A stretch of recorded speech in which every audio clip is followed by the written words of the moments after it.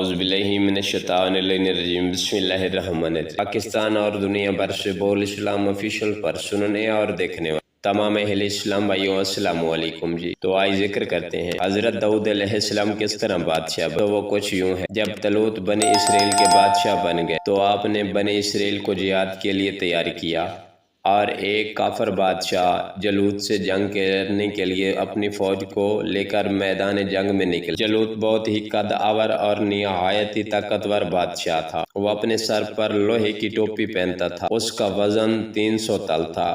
جب دونوں فوجیں میدان جنگ میں لڑائی کے لیے صف آرائی کر چکی تو حضرت طالوت نے اپنے لشکر میں یہ اعلان فرما دیا کہ جو شخص جالوت کو قتل کرے گا میں اپنی شہزادی کا نکاح اس کے ساتھ کر دوں گا اور اپنی آدھی سلطنت بھی اس کو عطا کر دوں گا۔ یہ فرمان شاہی سن کر حضرت داؤد علیہ السلام آگے بڑھے، جو ابھی بہت ہی کم سن تھے اور بیماری سے چہرہ زرد ہو رہا تھا اور غربت و مفلسی کی یہ عالم تھا کہ بکریاں چرا کر اس کی اجرت سے گزر بسر کرتے تھے۔ روایات ہے کہ جب حضرت داؤد علیہ السلام گھر سے جہاد کے لیے روانہ ہوئے تو راستہ میں ایک پتھر یہ بولا کہ اے حضرت داؤد علیہ السلام مجھے اٹھا لیجئے کیونکہ میں حضرت موسیٰ علیہ السلام کا پتھر ہوں۔ پھر دوسرے پتھر نے آپ کو پکارا، اے حضرت داؤد علیہ السلام مجھے اٹھا لیجئے کیونکہ میں حضرت ہارون علیہ السلام کا پتھر ہوں۔ پھر ایک تیسرے پتھر نے آپ کو پکارا، عرض کیا، اے حضرت داؤد علیہ السلام مجھے اٹھا لیجئے کیونکہ میں جالوت کا قاتل ہوں۔ آپ نے ان تینوں پتھروں کو اٹھا کر اپنے جھولے میں ڈال لیے۔ جب جنگ شروع ہوئی تو حضرت داؤد علیہ السلام اپنی گوبن لے کر صفوں سے آگے بڑھے اور جب جالوت پر آپ کی نظر پڑی تو آپ نے ان تینوں پتھروں کو اپنی گوبن میں رکھ کر اور بسم اللہ پڑھ کر گوبن سے تینوں پتھروں کو جالوت کے اوپر پھینک دیا اور یہ تینوں پتھر جا کر جالوت کی ناک اور کھوپڑی پر لگے اور اس کے بھیجے کو پاش پاش کر کے اس کے سر کے پیچھے نکل کر 30 جالوتیوں کو لگے اور وہ سب کے سب مقتول ہو کر گر پڑے۔ پھر حضرت داؤد علیہ السلام نے جالوت کی لاش کو گھسیٹتے ہوئے لا کر اپنے بادشاہ طالوت کے قدموں میں ڈال دیا اور اس پر طالوت اور بنی اسرائیل بے حد خوش ہوئے۔ جالوت کے قتل ہو جانے کے بعد اس کا لشکر بھاگ نکلا اور جناب طالوت کی فتح مبین ہو گئی۔ اپنے اعلان کے مطابق جناب طالوت نے حضرت داؤد علیہ السلام کے ساتھ اپنی لڑکی کا نکاح کر دیا، اپنی آدھی سلطنت کا ان کو سلطان بنا دیا۔ پھر پورے 40 برس کے بعد جناب طالوت بادشاہ کا انتقال ہو گیا۔ حضرت داؤد علیہ السلام پوری سلطنت کے بادشاہ بن گئے اور جب حضرت شمویل علیہ السلام کی وفات ہو گئی تو اللہ تعالیٰ نے حضرت داؤد علیہ السلام کو سلطنت کے ساتھ نبوت سے بھی سرفراز فرما دی۔ آپ سے پہلے سلطنت اور نبوت دونوں اعزاز ایک ساتھ کسی کو بھی نہیں ملا تھا۔ پہلے شخص ہیں، ان دونوں عہدوں پر فیض ہو کر 70 برس تک سلطنت اور نبوت دونوں منصبوں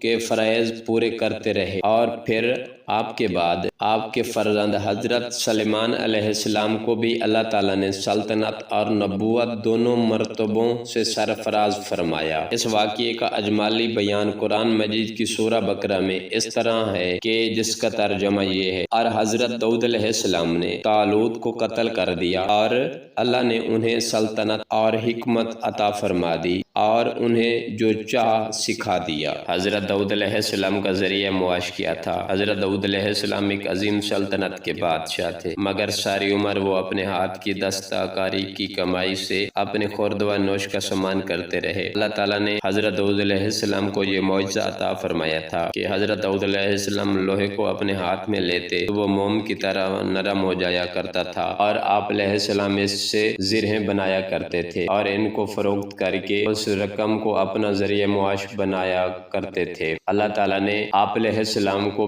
پرندوں کی بولی بھی سکھا دی۔ حضرت داؤد علیہ السلام کے تمام واقعات سے جو درس ہدایت ملتا ہے وہ سننے کے قابل ہے۔ جناب طالوت کی سرگزشت کی طرح حضرت داؤد علیہ السلام کی مقدس زندگی سے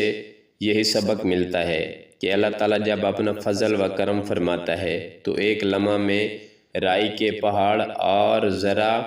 کو آفتاب بنا دیتا ہے۔ غور کرو کہ حضرت داؤد علیہ السلام ایک کمسن لڑکے تھے اور خود نہایت ہی مفلس اور ایک غریب باپ کے بیٹے تھے، مگر اچانک اللہ تعالیٰ نے ان کو کتنے عظیم اور بڑے بڑے مرتب و درجات کے اعزاز سے سرفراز فرما دیا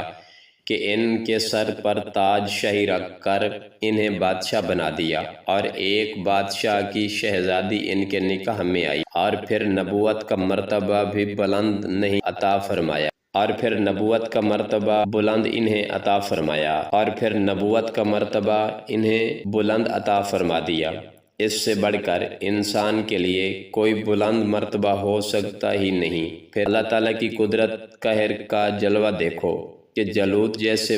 جابر اور طاقتور بادشاہ کا قاتل حضرت داؤد علیہ السلام کو بنا دیا، جو ایک کمسن لڑکے اور بیمار تھے،